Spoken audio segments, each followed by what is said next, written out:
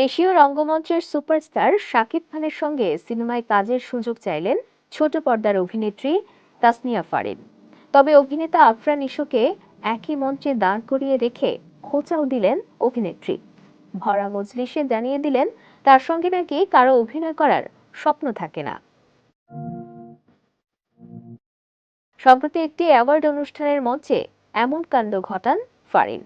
এ সময় মঞ্চে উপস্থিত ছিলেন শাকিব খান, আফরান নিশো দুজনেই।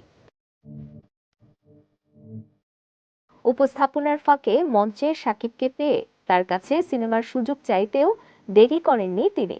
এ সময় শাকিবের কাছাকাছি ঘেঁষে তার হাত ধরে ফারিন বলেন, আপনি অনেক সিনেমা করছেন, প্লিজ আপনার নেক্সট সিনেমায় আমি কি অডিশন দিতে পারি? এরপর পাশ থেকে ফারিনকে উদ্দেশ্য করে আফরান নিশোকে বলতে শোনা যায়, তাই না, এখন তাকে দেখে কাজ করতে হবে। এর জবাবে ফারিন বলেন, শাকিব খানের সঙ্গে সবারই কাজের স্বপ্ন থাকে, তোমার সাথে কাজ করা কি কারো স্বপ্ন থাকে? পাশ থেকে হাসি মুখে ফারিনকে উদ্দেশ্য করে শাকিব খান বলেন, তোমার অডিশন লাগবে না। অনুষ্ঠানের এই মুহূর্তটি সামাজিক যোগাযোগ মাধ্যমে এরই মধ্যে ভাইরাল। কেউ কেউ এর জন্য আবার ফারিনের সমালোচনা করছেন। ওয়ালটন আবারও মিলিনিয়ার অফারে ওয়ালটন ফ্রিজ কিনে আপনিও হয়ে যেতে পারেন মিলিয়নিয়ার। কেউ বলছে এতদিন নিশোর সঙ্গে কাজ করে সাকিবকে পেয়ে তাকে ভুলে গেল। আবার কেউ বলছেন এতে করে নিশোকে অপমান করেছেন ফারিন।